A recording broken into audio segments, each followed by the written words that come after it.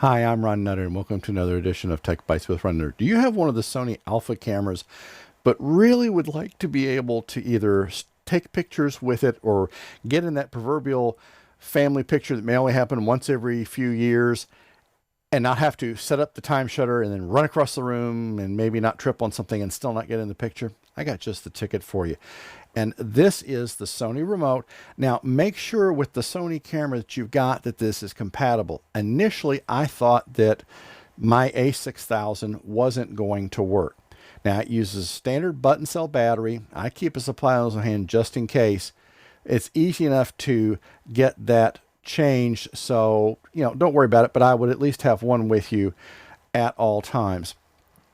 So you can basically change the battery. You just slide this little tab here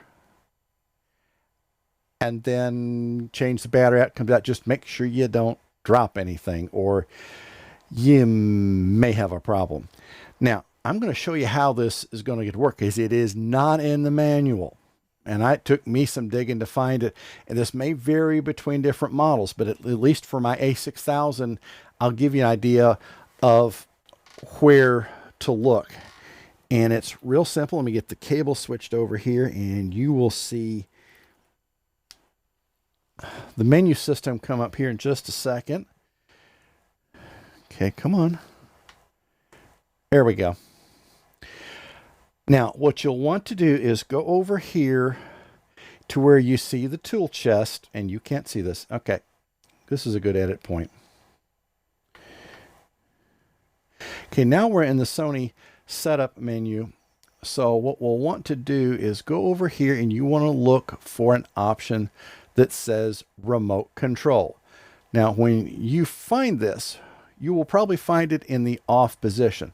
So all you've got to do, at least with the A6000, and hopefully some of the others will be similar to this, you just turn it on, and then that's all you have to do. So I'll turn this around.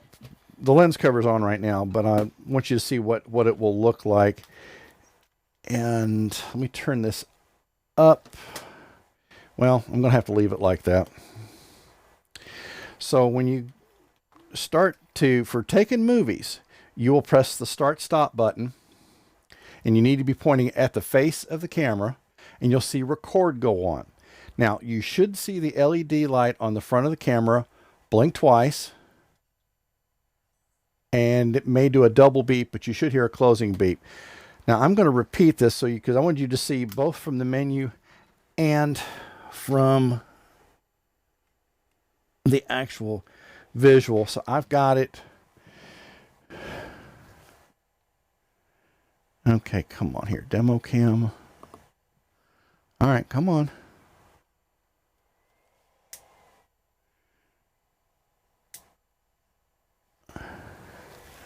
Okay, there we go. There's going to be some editing on this one, that's for sure. Okay, so we're going to pretend like now we're on the front side of this, and I'm going to have the remote. All I'm going to do is press start and stop, and I'm going to point it to where you can see the front of the camera.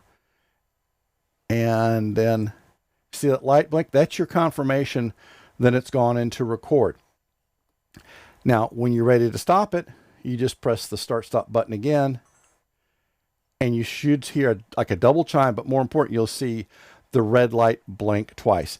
Now, again, this is on the Sony A6000, but at least it gives you a shot. I thought I was going to have to get a different model of the remote. This one is the DSLR2. Supposedly only DSLR1 worked on my camera, but once I found out, and this is the key thing, found out to turn on the remote control setting, it just took right off. Now, a lot of the other buttons don't work for the A6000, but I'm shooting video with it, so I really wasn't that concerned, and I haven't really had any reason to shoot stills with it, but it's because mostly what I do is video.